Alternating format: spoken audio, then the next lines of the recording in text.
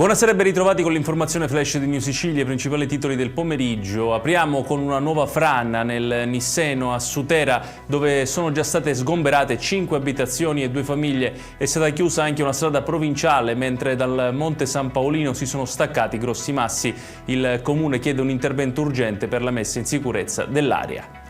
E restiamo sul fronte delle emergenze perché la Regione siciliana ha trasmesso al Dipartimento Nazionale della Protezione Civile un secondo piano di intervento da oltre 1,6 miliardi di euro per i danni provocati dal ciclone Harry e dalla frana di Niscemi. Il piano punta a finanziare il ripristino di infrastrutture e servizi e a sostenere popolazioni e imprese colpite.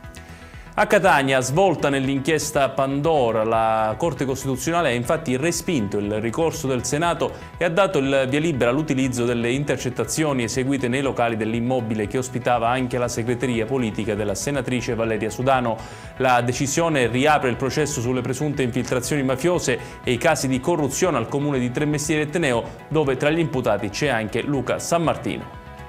Un cinquantenne di Reggio Calabria è stato condannato a 15 anni e 6 mesi dalla Corte d'Assise per omicidio e tentato omicidio dopo aver accoltellato un ladro entrato in casa sua e ferito un complice. I giudici non hanno riconosciuto la legittima difesa domiciliare né quella putativa. La vittima, Alfio Stancampiano, e il complice ferito Giovanni Bruno erano entrambi di Catania.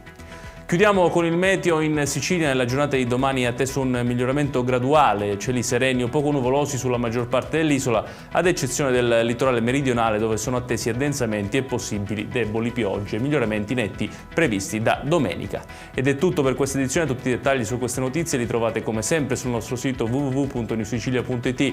Grazie per averci seguito e buon proseguimento di serata.